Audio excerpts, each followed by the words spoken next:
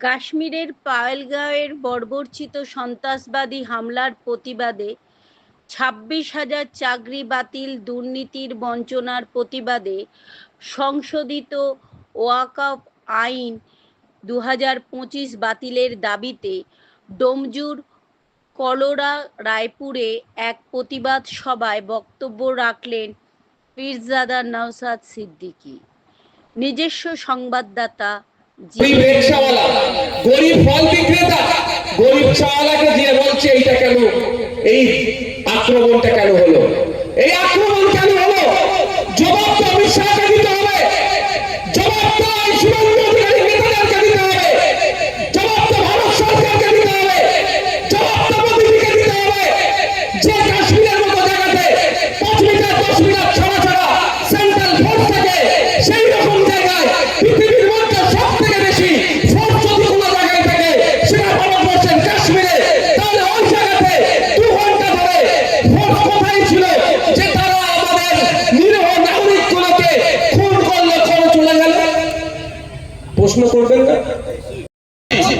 ইতিপূর্বে ভারতবর্ষের ইতিহাসে দেখুন, দলিত হওয়ার জন্য পিটিয়ে মেরেছে, আদিবাসী হওয়ার জন্য ধর্মীয় পরিচয় দেখে মেরেছে, মুসলিম হওয়ার জন্য কেন গণমাংস খেয়েছো এই ধরনের মিথ্যা অপবাদে পিটিয়ে মেরেছে। কিন্তু সেগুলো ছিল কাদের আমল? কংগ্রেসের পিরিয়ডে বেশি। আর হিন্দুদের যিনি রক্ষাকর্তা, যিনি বলছে নিজেকে বা তার দলের লোকেরা মোদিজিকে হিন্দু হৃদয় সম্রাট বলে প্রতিষ্ঠিত করতে চাইছে, সেই মোদিজির আমলে, সেই বিজেপির আমলে হিন্দুদেরকে দেখে দেখে হত্যা করলো। তুমি কি হিন্দু? তুমি সে পাকিস্তানে চলে যাক, আফগানিস্তানে চলে যাক, আর ট্রাম্পের কি ডোনাল্ড ট্রাম্পের কোলে উঠে বসে থাকলেও দেখার দরকার নেই, খুঁজে বার করতে হবে, ভারতবর্ষে ফিরিয়ে নিয়ে আসতে হবে, ওকে বিচার 6 মাসের বিচার করে ফাঁসিতে চড়াতে হবে। এই আওয়াজ আমাদেরকে তুলতে হবে। সহমত নাকি ভাই? সহমত নাকি? তারা সহমত হাত তুলুন। কেন আমার দেশের নিরীহ নাগরিককে খুন করবে? যারা খুন করেছে 6 মাসের মধ্যে তাদেরকে ফাঁসির ব্যবস্থা করতে হবে। এটা ভারত সরকারকে ব্যবস্থা করতে হবে। আর হবে কি আমার বিশ্বাস হচ্ছে না, কারণ ভুলে যাচ্ছি নাকি আমরা 2019 সালে পুলওয়ামাতে অ্যাটাক হয়েছিল, খেয়াল আছে আপনাদের? আমাদের অনেক সেনা শহীদ হয়েছিল। আপনার হাওড়া জেলার উলুবেড়িয়ার বাবলু সাঁতরা তিনিও শহীদ হয়েছিলেন। আপনাকে দেশদ্রোহী বলে দিচ্ছে। আপনাকে প্রশ্ন করতে হবে, দেশের নাগরিক প্রধানমন্ত্রী তো কি হচ্ছে, মমতা ব্যানার্জি মুখ্যমন্ত্রী তো কি হচ্ছে? উনি বলে দেবেন আর এখানে রাজ্যে প্রতিবাদ বন্ধ হয়ে যাবে নাকি? উনি রাজা, আমরা প্রজা নাকি? রাজ্য সরকার মধ্যখানে কাটিবাজি করেছে, যারা দায়িত্ব ছিল তারা কারণ বলছে না এই বিষয়টা। অনেক বিষয় আছে, বিতর্কে যাবো না, আমি সবসময় বিতর্ক মিনিমাইজ করতে পছন্দ করি। তা আপনাদের বলবো, একটা ব্রিগেড দিয়ে ওয়াকফকে বন্ধ করা যাবে না, কিন্তু হাজারো ব্রিগেড তৈরি করতে হবে। কলকাতা থেকে শুরু করে গ্রাম, ডুমজুর থেকে শুরু করে হুগলি, হাওড়া থেকে শুরু করে 24 পরগনা, বিভিন্ন জায়গায় ব্রিগেড তৈরি করতে হবে, তাহলেই বিজেপি চাপে পড়বে। শুধু একটা ব্রিগেড দিয়ে এই ওয়াকফের আন্দোলনকে আপনি ওয়াকফ আইনকে প্রত্যাহার করতে পারবেন না। কারণ জানেন, একটা ব্রিগেড আসবে 8-10 ঘন্টা মোদীকে গালাগালি করবে, এই হবে তো। আর এর থেকে বেশি কিছু হবে কি? ও মোদী বলে কালকে তুলে ব্যবস্থা করছে, আজকে হয়ে গেছে, কাল মিটে যাবে, কাল থেকে সব ঘুমিয়ে পড়বে। কিন্তু ঘুমোলে হবে না, ব্রিগেডও হবে। কলকাতায় যারা ব্রিগেড যাচ্ছে সেখানেও আপনাকে আমাকে যেতে হবে, এবং সাথে সাথে আপনার মহল্লা তো এটাকে জাগ্রত রাখতে হবে, সবসময় এটাকে নিয়ে চর্চা করতে হবে, আন্দোলন করতে হবে, কথা বলতে হবে, তাহলেই বাধ্য হবে মোদীজি এই আইনটাকে প্রত্যাহার করতে। ওয়াকফ ইউজারটাকে ওরা তুলে দিতে চাইছে।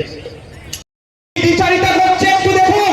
আমরা একটা অবস্থান বিক্ষোভ করতে চেয়েছি, প্রতিবাদ সভা হলে একটু গরম গরম হতে পারে, অবস্থান বিক্ষোভে কোনো গরমের জায়গা নেই, সারাদিন বসে থাকবো। তো এই ধরনের একটা অবস্থান বিক্ষোভ করতে চেয়েছিলাম আমরা কলকাতাতে। কলকাতা পুলিশকে আমরা চিঠি করেছিলাম, মমতা ব্যানার্জির পুলিশ আমাদের অবস্থান বিক্ষোভ করতে দেয়নি। মানে বুঝতে পারছেন, পার্টির পক্ষ থেকে আমরা জমা দিইনি, অ্যাকসেপ্ট করছে, রাগ হতে পারে। ওরা যদি শিরায় চলে, আমাদেরকে উপশিরায় চলতে হবে। ভাই, অনেক 75 বছর ধরে আমাদেরকে গাছে তুলেছো, আর তুমি নিচে থেকে রাঙা পাখি নিয়েছো। এখন নওশাদ সিদ্দিকী অনির্বাণ দ্বারা বলছে, নওশাদ সিদ্দিকী আর অনির্বাণ গাছে উঠবে তো রাঙা পাখি নিয়ে নিচের জন্য পার মারবে। তোমার যদি রাঙা পাখি নিচ্ছে হয়, তুমি গাছে ওঠো। শিরায় চলে, আমাদেরকে উপশিরায় চলতে হবে। ওই জন্য কি করেছে, আমাদের নামে দিইনি, পাখির নামে। রাস্তাও দেয়নি, মানে বুঝতে পারছেন? আমরা কি চুপ করে থাকবো? অত সহজ নয়। 5 টাকার পেন আছে আমার হাতে, পেনের খেলা খেলবো ভাই। আমরা কোর্টে চলে গেছি, আমরা বলে রাখি আপনাদের, আগে হয়ে যেত। কুরবানি আসছে, ঈদ আসছে, ঈদুল আজহার জন্য আমরা এটা স্টপ রেখেছি। ঈদুল আজহার পরে কোর্টে মুভ করাবো, কোর্টের মাধ্যমে পারমিশন বার করবো, আপনাদের ওখানে যেতে হবে। অসুবিধা হবে? আপনারা যাবেন ভাই? যাবেন ভাই? যাবেন তো? যাবেন। ডেট বলে দেবো, সেই দিনকে হাজির হবেন। আমরা লাগাতার করতে চাইছি। আমার তাহলে আমি শুধু এটা বলার কারণ যে মমতা ব্যানার্জির, আমরা রাজ্যে ওয়াকাফ নিয়ে একটা অনুষ্ঠান বিক্ষোভ করবো, তার জন্য আমাদেরকে কোর্টে যেতে হচ্ছে। আবার এই বলছে নাকি উত্তরপ্রদেশ আর বাংলার মধ্যে ডিফারেন্স দেখাচ্ছে। কে বলেছে? উত্তরপ্রদেশে ওয়াকাফ নিয়ে আন্দোলন করলে লাখ টাকা জরিমানা করে, আর আমাদের এখানে ওয়াকাফ নিয়ে আন্দোলন করলে মুসলমান ছেলে ধরে জেলে দেয়। আমাদের ভাঙনের কথা বলছি, 3000 মুসলিম ছেলের নামে মমতা ব্যানার্জি পুলিশ মামলা করেছে, আমার নামে মামলা করেছে, 5টা মামলা করেছে। আমি তো কাটা করি না, কারণ দেখবেন আপনাদের এখানে ছিল কি জানি না, দেখবেন কি বলে আপনার জন্ডিস হলে একটা মালা দেয়, অনেক ক্ষেত্রে পড়ে না, মালা যত বাড়বে জন্ডিস তত নিচের দিকে যাচ্ছে, মারতে মারতে যখন মাটিতে ঠেকে যাবে তাহলে জন্ডিস চলে গেছে। ওষুধও খায় অনেকে, কিন্তু মালাটাও লাগায়। তো আমি মনে করছি আমাকে এক একটা কেস এক একটা ফুল, আমার নামে 13খানা মামলা ছিল, আর এই ওয়াকাফ নিয়ে আন্দোলন করছে বলে 5টা মামলা দিয়েছে। হয়েছে কটা? 18টা মামলা। আমি একটু কান্নাকাটি করিনি, ওই কান্নাকাটি করে উনি আমি ভাবি উনি। তো আমি চাইছি আরো ভাব, কারণ ওই মালা যত বাড়বে, ফুল যত জোড়াবে, মালা তত বাড়বে। বাড়তে বাড়তে যখন মাটিতে ঠেকে যাবে, আমি তখনই নিজেকে নেতা বলবো, যা এতদিন করে নেতা বলছি। ঠিক না? মালার ফুল বাড়া কামাতে। কিন্তু আমার বলার এটাই যে তাহলে দেখুন আমার সাথে বিচারিতা কে করছে। আমি লাস্ট আপনাদের কাছে একটা আমি আশা করবো, একটা প্রতিজ্ঞাবদ্ধ হতে হবে। প্রতিজ্ঞাবদ্ধ আগে ক্লিয়ার করে নিই। আইএসএফ কে ভোট দেওয়ার জন্য আমি প্রতিজ্ঞা আপনাদের করাবো না, কিন্তু একটা প্রতিজ্ঞা নিতে হবে যে আমার বিপদের সময়, যখন আমার ওয়াকাফ সম্পত্তি হাতছাড়া হয়ে যাচ্ছে, আমার মাদ্রাসা মসজিদ, আমার কবরস্থান, আমার ঈদগাহ যখন হাতছাড়া হয়ে যাচ্ছে, যখন আমরা চিন্তিত, তখন আমার রাজ্যের মুখ্যমন্ত্রী তখন আমাদেরকে দিল্লি গিয়ে প্রতিবাদ করতে বলছে। আর এখানে প্রতিবাদ করলে তার থেকে নাকি বড় শত্রু কেউ হবে না। তাহলে আমি বিপদে ভেবেছিলাম আমার রাজ্যের মুখ্যমন্ত্রী আমার পাশে থাকবে, কিন্তু বিপদে সেই রাজ্যের মুখ্যমন্ত্রী আমাকে তুলে সরিয়ে দিচ্ছে। তাহলে আগামী 2026 সাল আসছে, আমি বুঝিয়ে দেবো যে আমার রাজ্যের মুখ্যমন্ত্রীকে, যে আমার ভোট কিন্তু 2026 সালে আপনার বসতে যাবে। হবে তো ভাই? এই ভোটটা কিন্তু আমার পক্ষেও চাইছিলাম, আমার পক্ষে চাইছিলাম। বলতে পারে ভাই যে আসলো লোককে হাত তুলে আদা করিয়ে নিজের পক্ষে ভোটটা নিয়ে চলে গেল। অত আমি খারাপ মানসিকতার ছেলে নয়। প্রয়োজন হলে যদি ভালো লাগে খামচিহ্নকে ভোট দেবেন, না ভালো লাগলে ভোট দেবেন না। কিন্তু ইভিএম মেশিনের সামনে গিয়ে আপনি দেখবেন প্রথমে যে বড় বড় ভুলটা আছে, যে পদ্ম ফুল আপনার মাদ্রাসার জায়গা কেড়ে নিতে চেয়েছে, যে পদ্ম ফুল আপনার মসজিদের জায়গা কাটতে চাইছে, যে পদ্ম ফুল আপনার বাচ্চাদের গোবরটাকে কেড়ে নিতে চাইছে, সেই পদ্ম ফুলে দেওয়ার কোনো প্রশ্ন আসছে না।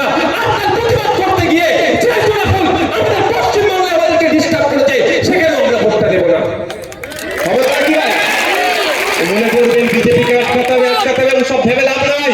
আগামী দিনে ভাবুন যে আমরা বললে ওরা বিধানসভার মধ্যে কোটাকে ঢুকাবো, এটা মাথায় রাখতে হবে। বিজেপিকে আটকাতে তো 77টা, আগে ছিল বিজেপি কলকাতাতে, লোকসভাতে কলকাতায়, বিধানসভাতে বিগড়িতে এসে গেছে। এবার যদি 26 মনে করেন বিজেপিকে আটকাতেন, আপনার বেডরুমে ঢুকে যাবে, এটা মাথায় রাখবেন। কি বলছি, খারাপ লাগছে নাকি? আপনাকে কি করতে হবে? কে কোথায় ঢুকছে তার থেকে দরকার। আমার হয়ে অ্যান্টিডট দেওয়ার মাল আমরা কথা পাঠাচ্ছি, ইনজেকশন মালগুলো চলে খাওয়া নিতে হবে, আমি শব্দটা তুলে নিচ্ছি। অ্যান্টিডট দিতে হবে না? সাপে কামড়ালে কি করতে হয়? এডিএস, অ্যান্টিভেনম বলে। সেটা কোথা থেকে তৈরি হয়ে যাবে? সাপের বিষ নিয়ে ঘোড়াতে করে করে সব তৈরি হয়, সেই সাপের বিষ দিয়েই তৈরি হয়। কিন্তু সাপ কামড়ানোর ঔষধ অর্থাৎ ইনজেকশন সাপের বিষ থেকেই হয় আবার। তো যারা রাজনৈতিকভাবে আপনার এটা হয়েছে, এটা আটকাতে গেলে কি করতে হবে? রাজনৈতিকভাবে অ্যান্টিডট পাঠাতে হবে। তা আমাদের মাথায় কি রাখতে হবে? 2026 সালে আমরা কটা বিধানসভার মধ্যে পাঠাচ্ছি, এটা লক্ষ্য রাখতে হবে। কে আসলো কে গেল ও দেখার দায়িত্ব 75 বছর ধরে নিয়ে লাভ কিছু হয়নি, ক্রমশ পিছিয়ে গিয়েছি। উস্তাদ ছিলাম, এখন লেবার হয়েছি। এখনো যদি আর চোখ খোলে লেবার থাকবে, কিন্তু আর চোখ খোলে আমাদের থাকবে না। আর আপনারা যদি দায়িত্ব দেন, এখানে হাওড়া জেলার জায়গায় দাঁড়িয়ে, গার্মেন্টস এলাকায় দাঁড়িয়ে বলছি, যদি রাজ্য পরিচালনার দায়িত্ব দেন, আপনাদের